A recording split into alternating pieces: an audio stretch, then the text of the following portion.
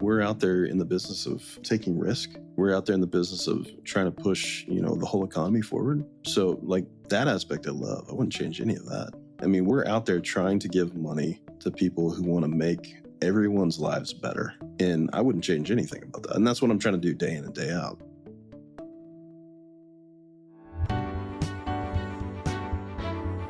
You are listening to The Sure Shot Entrepreneur,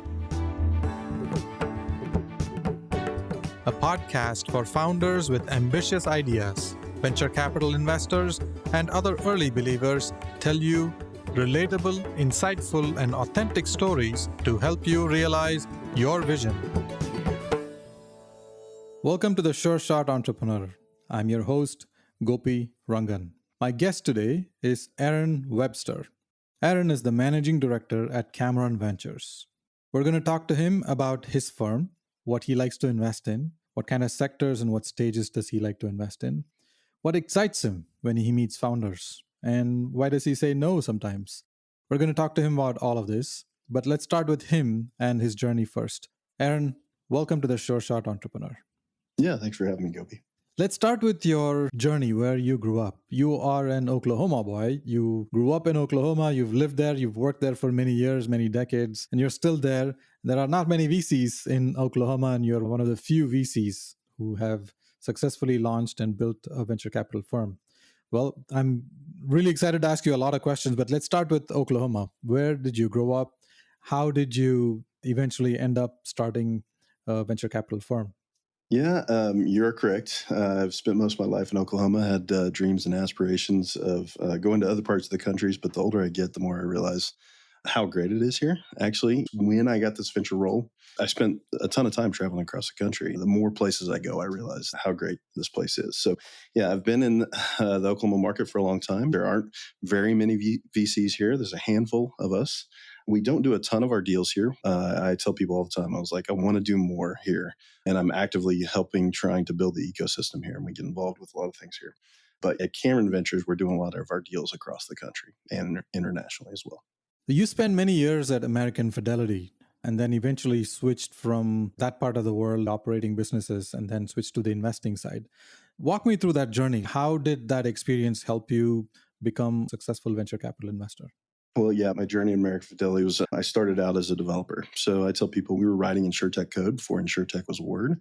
We were doing digital signature capture before DocuSign was created. We were just doing it on a proprietary platform that wasn't really available to the public. A lot of people didn't see that. So I've been doing InsurTech for a long time. Went back to grad school, got my graduate degree, really found myself getting involved in focusing more on investing than on the technical side. And so after grad school, I made a transition. I was a balance sheet investor for a couple of insurance carriers for the group.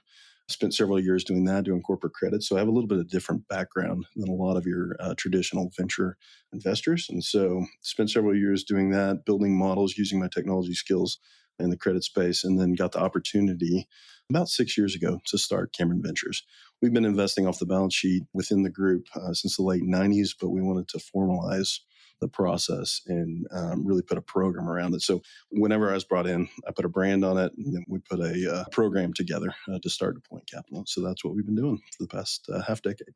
So for about 6+ years now, you've invested in companies like Fundbox, CoverDash, Jaunt, Lazarus, Yellowbird. We are co-investors in Surround Insurance and many other startups that you've invested in. Why is venture capital investing exciting to you?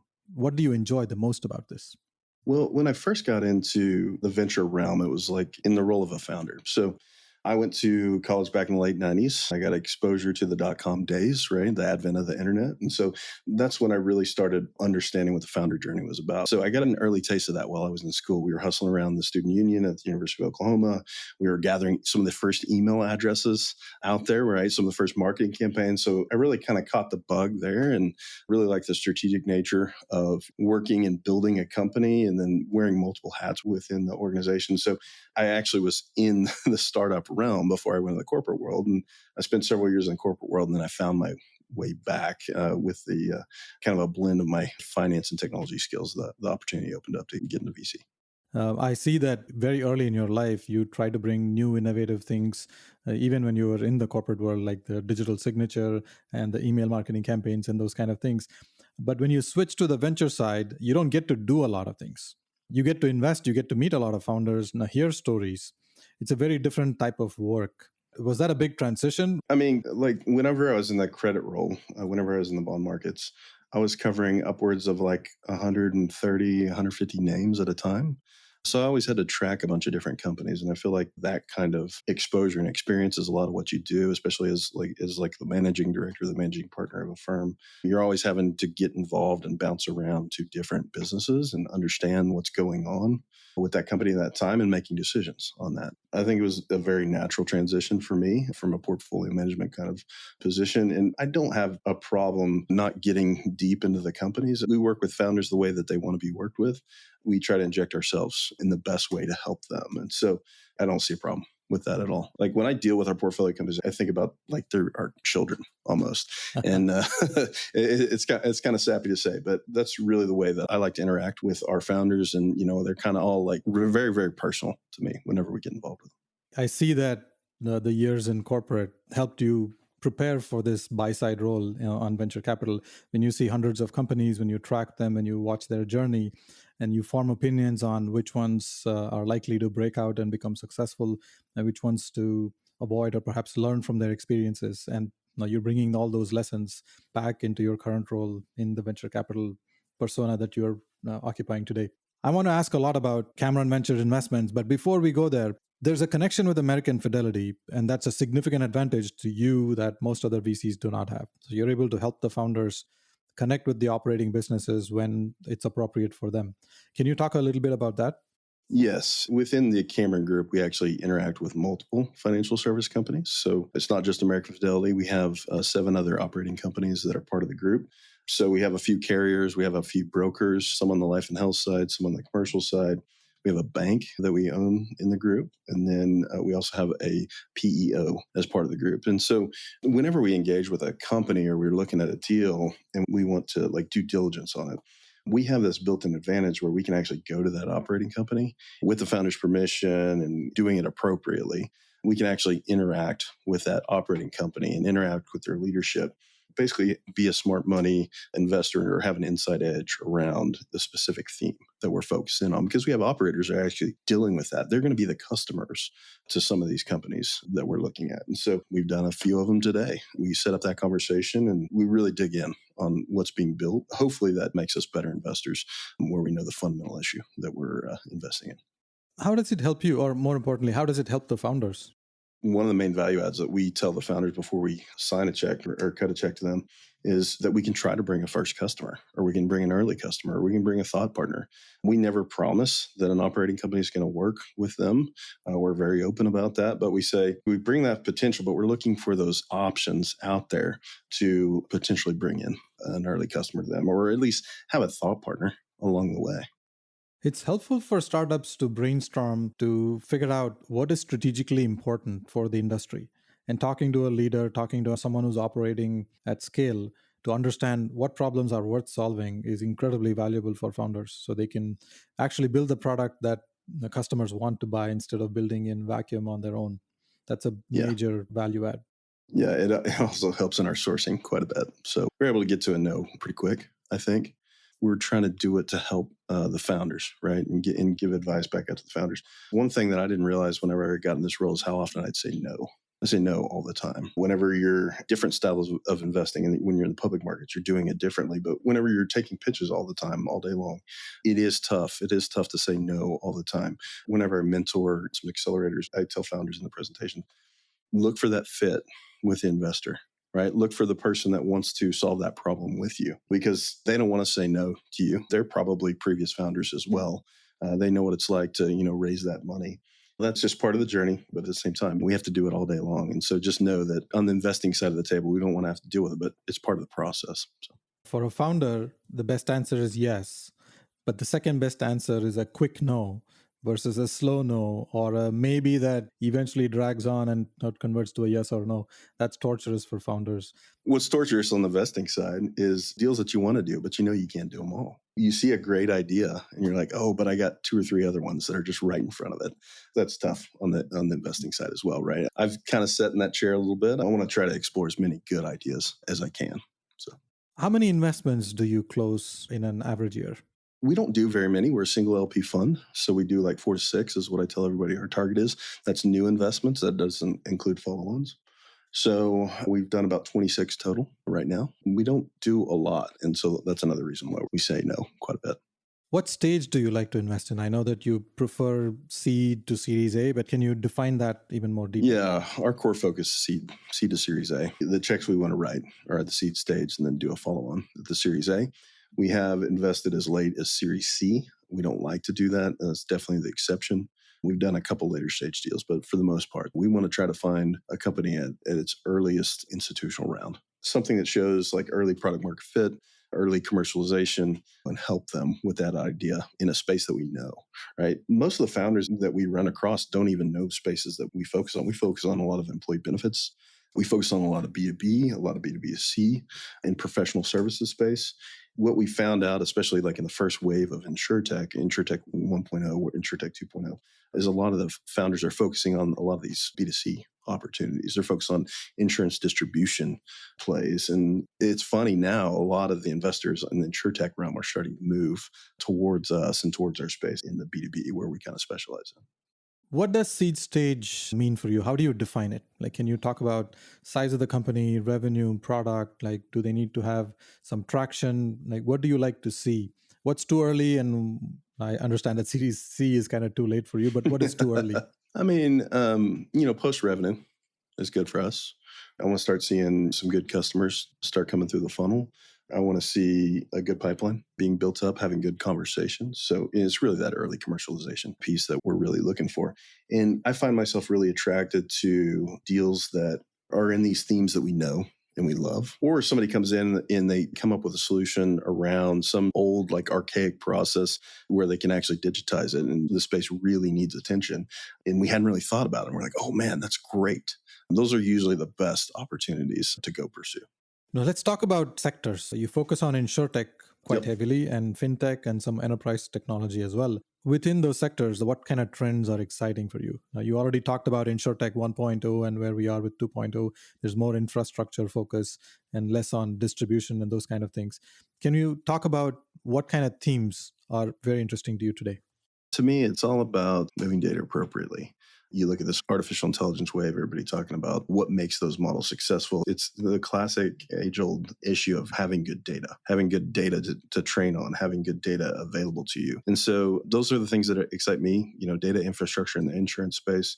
I built some systems, or I helped build systems back in the day around moving data back and forth. And I don't feel like the industry as a whole has really focused enough, and enough capital has been spent on creating good systems in the insurance market. Fintechs, I feel like a little bit ahead of the insurance market. So that's really what I'm looking for. I love data infrastructure plays in the insurance space. One example of this is a company that we invested in back at the seed stage, a company called Certificial. They created a digital insurance cert. Well, the certificate of insurance right now is basically a digital version, is a PDF, right? That's not really digital. And so what they've done is they've come in, they've created essentially like their own proprietary standard. They're trying to be the standard for the insurance industry around, creating these certs. And it unlocks, all these process opportunities for people to build on top of. And that's the kind of stuff that I'm looking for, this fundamental building blocks for the industry, and love that company. Yeah, that space is very interesting. I invested in Trust Layer, which also does the certificate of insurance and a few other things. It doesn't help to have insurance policy. You need to be able to produce proof that here's an insurance policy that's actually valid and there's proper coverage. And it wasn't just valid yesterday, it's actually valid today as well. Continuity of coverage and various other things. And that seems to be lacking in a significant way. Overall, if I look at the insurance industry, everything eventually boils down to how you manage data. And that's kind of what you're focused on. Can we talk about how these founders meet you? What happens in that first meeting? What questions do you ask? What gets you excited? Can you pick an example, perhaps Artificial or another company? Yeah. So how they meet us, we have a couple of associates on the team that, do most of our sourcing. I have direct sourcing that comes in directly to me, but they produce most of the sourcing for our deal funnel. That's typically how the inbounds work, or is Brian or Rob are out there, and meet these people and discover good ideas, and we kind of filter through them and bring them in and start discussing them as a group. So that's the way we meet them. We typically join up virtually, since we're a distributed team or across the country, and so we talk, have some initial calls with the founders and really start digging into what's going on with the company, what their product looks like, what kind of traction they have. How do you do Um, that? Like, what questions do you ask them? Now, besides what's available on slide deck and data room, basic stuff. Why are they solving the problem? What unique skill set do they have? Like one of my favorite questions is like, how many people in the world can solve this problem? And that's not just, something specific to the insurance space. It's, in like deep tech, that kind of stuff. That's another question that I ask. And so that really interests me. I like the makeup of the team, right? Since we're early stage, we don't get to invest in companies with existing financials, right? Where like my last roles, when I was in the public markets, right? You dig into the financials a lot, and that's how you make the basis of your decision. You don't get to do that in early stages. And so trying to understand what they're building, looking at the team makeup, understanding like their past experiences. Have they built a company before? And really what I like, honestly, since we're focused on technology, is I like a mix between like a business person and someone who really can, be like an architect, an early architect for the company. And so I like that kind of mix. It could be like 2 or 3 people. It's just like those two kind of personalities should have the dynamics to work off of one another, right? To build good tech and then also build a good business model. That's a lot of what I look for. What's a good example of a startup you invested where this was demonstrated very clearly to you? Probably one of our portfolio companies, Naya, out in New York, probably showed that. Sina and Akash were the 2 original founders of the company. I would say Sina was the business mind behind the group, and Akash was definitely on the technology side. And they were focused on our space. A lot of people don't focus on our space, as I mentioned earlier, and the employee benefit space. And so I had a good technologist and I had a person with a business model trying to solve a problem that we really wanted to get solved in the industry. And what's funny is I've seen several copycat companies that have come after them because they've already been through their Series C. And then I've seen so many other companies trying to use their name or derivative of their name because they did so well. I love that. I mean, that's, I guess, like one of the greatest compliments to one of your companies and teams. But that's a team that I think, was exactly that fit, that business and technology mix. What's your most common reason to say no? I know that you say no quite often. Like, how many times do you say no for every time you say yes, and why? Oh, I don't even know. We're probably saying no more than I even see, right? Because we're saying no at the sourcing level. I used to track numbers. I think our pipeline's big enough to where, I just don't spend a lot of time on that. I usually spend most of my time on the quality ones that I want to spend time with. And so I feel like that's more productive use of time. But why do I say no? Typically it's fit. We focus in a certain vertical, or certain verticals. And so if it's something that's, in a completely different vertical, we're probably not even going to look at it, right? I really don't even have the mandate to look at that. So generalist funds don't really have that issue. They're just going after the big, opportunities, and they'll take one bet in these different spaces. But with us, we gotta operate, in the same space. And so really it's, do I like and love the problem? If I don't like and love the problem, or if I think it's a non-problem, then we just don't even really spend that much time on it. Let's say the bottom 50% of the companies, it's probably easy to say no because there are obvious things that you don't like. But when something comes really close, or you were just about to offer a term sheet, or there's like 1 or 2 things that you need to check and now you're not able to get to the finish line. Does that happen? Like, how often does that happen? What are some reasons for you to say, "Wow, we're close, but we're not there"? Yeah. I mean, that happens all the time, right? You spend some work on something, you really like it, and maybe you just don't get comfortable with it. Or you think about it some more and you say, okay, that's not going to actually solve that problem. There could be structural issues, cap tables messed up. You could find something out in diligence about, one of the founders. You could have a bad interaction with the founder at some point. As a message to founders, and I'm sure they've heard this, is like, you're essentially going to marry this business as an investor. And the question is, do you want to marry them for 10 years?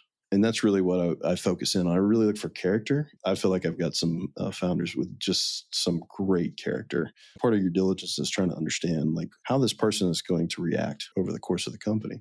And I think character really is something that's going to, help you succeed and win at the end. Do they have hustle? Do they have character? Are they really smart? Do they have the technical skills? So those are the things to make me say yes and things that I'm looking for. I really have trouble with people that I feel like have character issues.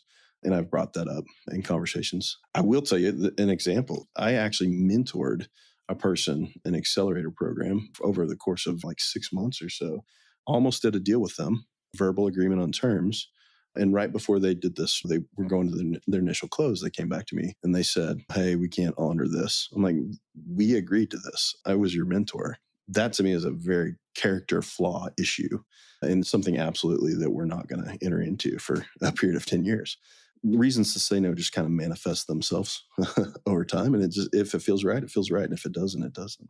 So it could be any sort of issue. And as VCs, when we commit to an investment, it's a lifelong journey. It's like 10 plus years, like you said.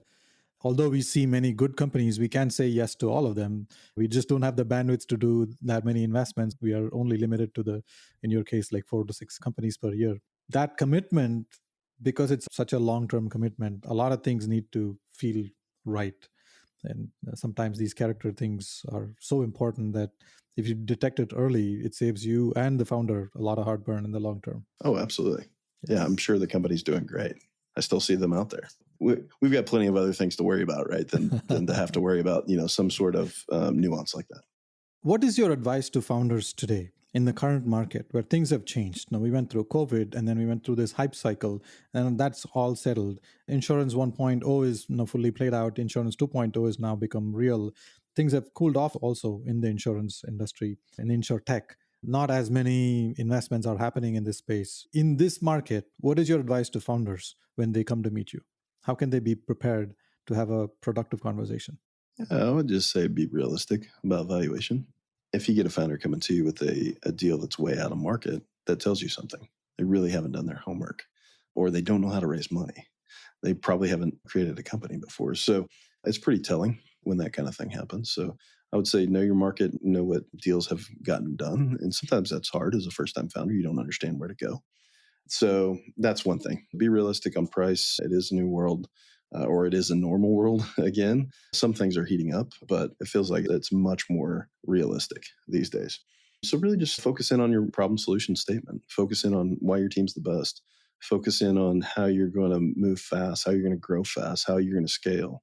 Those classic generic things, right? Those are the things to get the team interested. It allows us to start digging in more to say, okay, what else are we going to look for? What's going to make this company successful? So I would say just focus on that problem solution statement, right? Because you're not going to have a bunch of customers if you're not solving a pretty good sized problem. I want to ask you a philosophical question. You started a VC firm, you launched the firm 6+ years ago, and you've made 25+ investments, and you've established yourself as a leader in this space, especially in InsurTech. What do you like to see change in the venture capital world to make this industry better? That's a good question. I haven't even thought about that. I don't know. I mean, I think there's always going to be problems to solve. We're out there in the business of taking risk. We're out there in the business of trying to push, the whole economy forward. So like that aspect I love. I wouldn't change any of that. I mean, we're out there trying to give money to people who want to make everyone's lives better. And I wouldn't change anything about that. And that's what I'm trying to do day in and day out. We're coming towards the end of our conversation, and I want to ask you about your community involvement. Is there a nonprofit organization you are passionate about? Which one? So I have had a history working with different groups. Like right when I was out of school, I was working with Rebuilding Together Tulsa, which is kind of like Habitat for Humanity. We went in and fixed a lady's bathroom. There was basically like a hole in the bathroom of that house, and took trees out. I've basically given money to United Way for years. I love that organization, how they coordinate community mobilization of capital. What's the name of the organization? United Way of Oklahoma. I love what they do. I've worked with my grandmother was a passionate person that helped people learn to read, kids that were having trouble reading. And so I worked with a nonprofit. It's called the Payne Education Center here in Oklahoma City. I was on the board for several years there. But currently, right now, as you know, being a a venture manager, your time is taken and it's not your own at times. Aaron, thanks a lot for spending time with me today. Thanks for sharing candid comments on the industry, your own personal journey, and your interactions with founders and advice to founders. I look forward to sharing your nuggets of wisdom with the world. Yeah. Thank you, Gopi. Thank you for listening to The Sure Shot Entrepreneur. I hope you enjoyed listening to real-life stories about early believers supporting ambitious entrepreneurs. Please subscribe to the podcast and post a review. Your comments will help other entrepreneurs find this podcast. I look forward to catching you at the next episode.